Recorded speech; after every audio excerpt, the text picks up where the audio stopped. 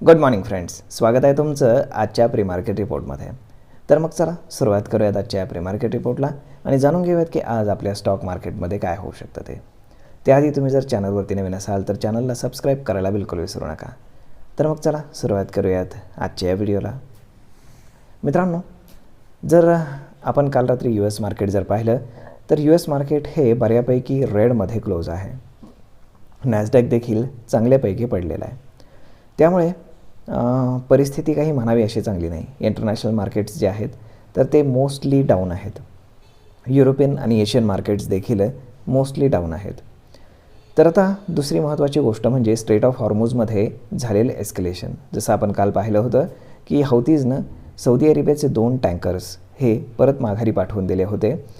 परंतु त्यानंतर काल रात्री ट्रम्पनं धमकी दिलेली आहे इराणला की जर तुम्ही पुन्हा अटॅक केलात शिप्सवरती तर तुमच्यासोबत हौतीजला देखील आम्ही टार्गेट करणार आहोत.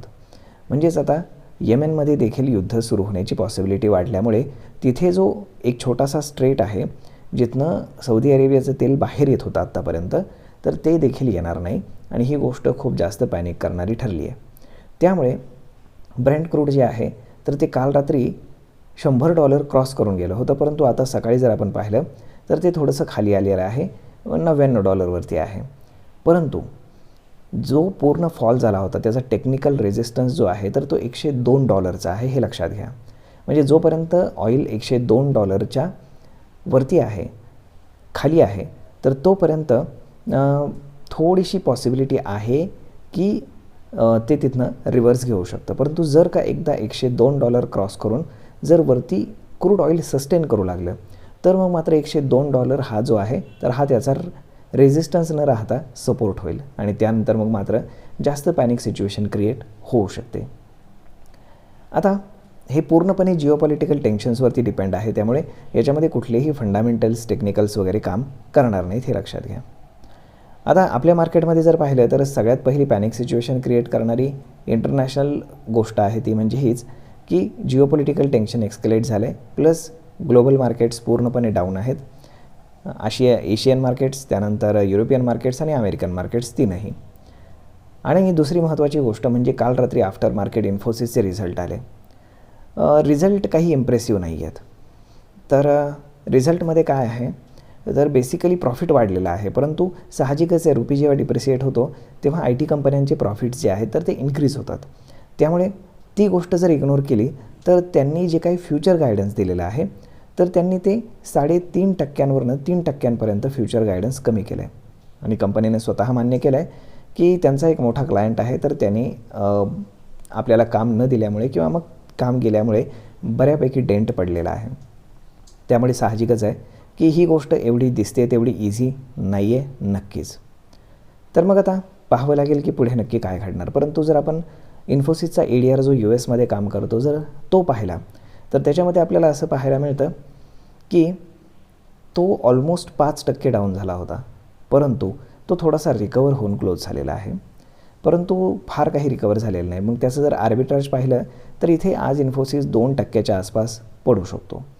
आणि त्यामुळेच गिफ्ट निफ्टी मोस्टली असं दाखवतं आहे की ऑलमोस्ट मार्केट 180 ते 200 पॉईंटच्या आसपास गॅप डाऊन ओपन करेल. त्यामुळे ही गोष्ट आपण म्हणू शकतो की फार जास्त नर्वस करणारी आहे. एकतर वाढलेलं क्रूड ऑइल आणि दुसरी गोष्ट म्हणजे इन्फोसिसचे लागलेले जे रिझल्ट आहेत तर ते ॲज पर एक्सपेक्टेशन नसल्यामुळे. आता महत्त्वाची गोष्ट अशी आहे की आज मार्केटच्या ओपनिंगपेक्षा क्लोजिंगला खूप जास्त महत्त्व आहे. कारण मार्केटमध्ये 24,000वरती खूप जास्त कॉल रायटिंग आहे. त्यामुळे एवढं इझी नाही आता 24,000च्या वरती जाणं. परंतु जर आपण पुट रायटिंग जर पाहिलं तर ते आपल्याला 23,800ला दिसतं आणि आज मार्केट चांगल्यापैकी गॅप डाऊन ओपन होतं आहे. त्यामुळे जर मार्केटला रिकवर करायचं असेल किंवा बुल्स जर तेवढे स्ट्रॉंग असतील तर मार्केट अगदी पहिल्या काही मिनिटांमध्येच रिकवर व्हायला पाहिजे. पण जर मार्केट आज 23,800च्या खाली येऊन जर क्लोज झालं तर मग मात्र आपल्याला इन फ्युचर थोडीशी पॅनिक सिच्युएशन पाहायला मिळू शकते आणि डाऊन साईडचे जे डोर्स आहेत तर ते ओपन होतील.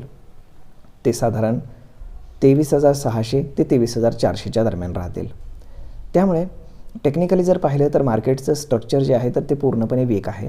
आणि जर आपण ग्लोबल न्यूज फ्लो पाहिला तर तोही पूर्णपणे निगेटिव्ह आहे. जर आपण FISDIचा डेटा जर सोबत पाहिला तर FISने काल अगेन 3,000 कोटींचं सेलिंग केलं आहे. त्याच्या अगेन्स्ट डोमेस्टिक इन्स्टिट्यूशन्सनं तेवढंच खरेदी देखील केलेलं आहे, परंतु नो यूज. त्यामुळे FISने त्यांचं सेलिंग स्ट्रीम जे आहे तर ते पुन्हा इन्क्रीज केलेलं आपल्याला पाहायला मिळतं. त्यामुळे या सगळ्या गोष्टी जर आपण एकंदर लक्षात घेतल्या तर सध्याची परिस्थिती काही मार्केटसाठी सपोर्टिव्ह नाही आहे. तर मग पाहूयात काय घडतं ते. आज ओपनिंगपेक्षा क्लोजिंगला जास्त महत्त्व आहे. म्हणजे एनी हाऊ जर मार्केटला डिफेंड करायचं असेल बुल्सला, कारण आज त्यातल्या त्यात शुक्रवार आहे आणि शनिवार रविवारमध्ये मोठा विकेंड आहे आणि ट्रम्प कधी काहीही करू शकतात. मग ह्या सगळ्या गोष्टी जर आपण लक्षात घेतल्या तर साधारण मार्केटला आज एनी हाऊ 23,800च्या वरती क्लोजिंग करणं गरजेचं आहे. जर तसं क्लोजिंग होऊ शकलं नाही तर मग मात्र आपल्याला सोमवारी देखील एक गॅप डाऊन पाहून मार्केट अजून डाऊन साईडला स्लाईड झाल्याचं पाहायला मिळू शकतं. आज बँकिंग स्टॉक्स जे आहेत तर ते फोकसमध्ये राहतील. सोबतच ज्या काही कंपन्यांचे रिझल्ट आहेत किंवा काल रात्री आलेले आहेत तर त्या कंपन्याही फोकसमध्ये राहतील आणि मोस्टली IT स्टॉक्स आणि इन्फोसिस देखील फोकसमध्ये राहील. तर मग पाहूयात की आज मार्केट ॲक्च्युअल कुठे ओपन होतं आहे आणि कुठे बंद होतं आहे ते, कारण ह्या दोन गोष्टीला खूप जास्त आज महत्त्व राहणार आहे. होप सो सगळं काही व्यवस्थित व्हावं हीच आपली अपेक्षा.